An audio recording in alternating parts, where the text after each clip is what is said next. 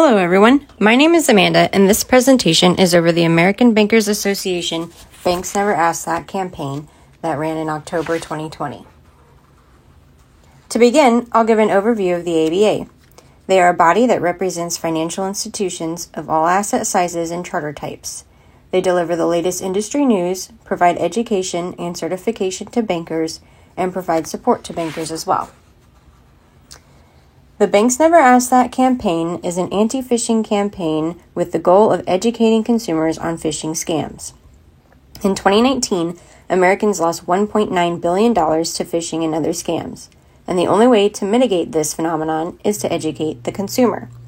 This campaign is unique in that it focuses on consumer education and awareness, and all banks were encouraged to participate in the campaign. Over 1,500 banks participated in the campaign. The ABA had a resource site that included videos, images, GIFs, email content, post content, and more that banks could use as is or co-brand.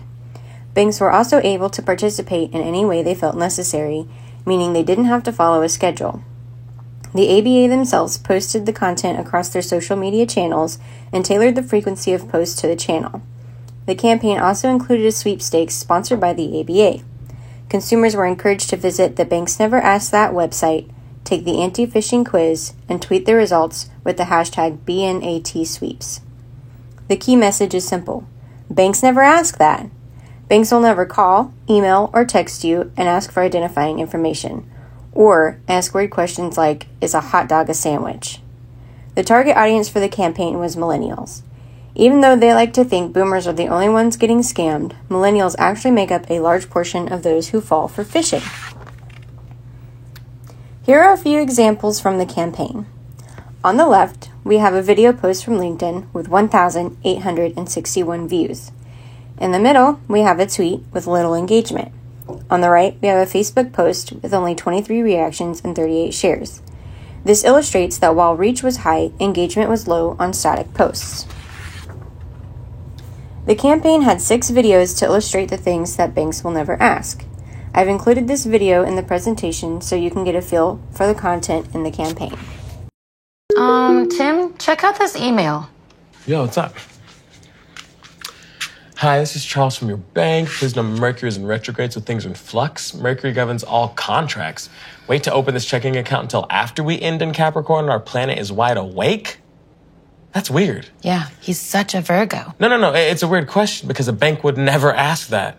That's right. It is weird, Tim. Banks also never ask for your password, PIN, or personal details. But scammers will. Thank you, all-knowing banking spirit.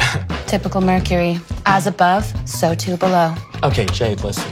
I think you might be giving the planetary alignment a little too much credit. Let's see what the cards say. Uh-oh.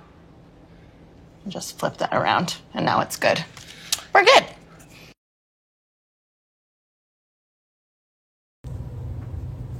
The ABA can be found across social media platforms. As a professional service, they have the most followers on LinkedIn and the fewest on YouTube.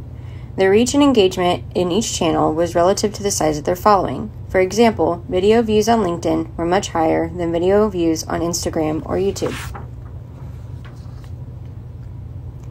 Throughout the month of October 2020, the ABA alone was able to gain over 17,000 video views across social media channels. About 200 people entered the sweepstakes daily. Facebook posts started out with a strong number of likes and shares, but they tapered down throughout the month. Videos performed much better than GIFs or images, which had low engagement. But, remember, over 1,500 banks also participated in this campaign. While I don't have their metrics, I do have Community State Bank's metrics.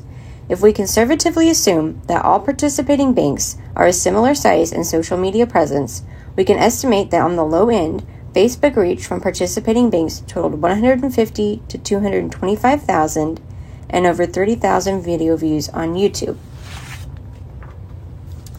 In terms of sentiment, consumers leaned either positive or neutral.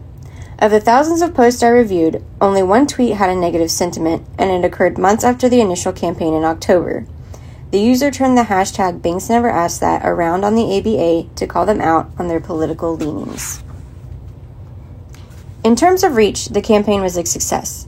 While the numbers you see aren't the norm for viral status from a large brand name, They are staggering for the banking industry. The banks never asked that sweeps had around 200 entrants per day, or about 6,200 for the entire month, a huge feat in educating the consumers of an industry who don't typically want to listen. So, what worked? Encouraging bank participation to increase the reach of the message was a key factor in the success of this campaign. The ABA alone does not have that kind of reach, and it was necessary to get the banks involved to help provide that education. The videos created were fun and well received, as well as the sweepstakes. But what didn't work? Engagement was low across many channels in terms of comments and likes. Most people would view the content, maybe share it, and move on. Views and reach also tapered off during the month as consumers got bored of the message. As mentioned previously, it is difficult to educate consumers on what they see as boring topics. What could have been improved? Throughout the month, engagement tapered off, as I have previously stated, as consumers grew tired or bored of the message. Reducing the frequency of posts and mixing up the imagery could have helped with that.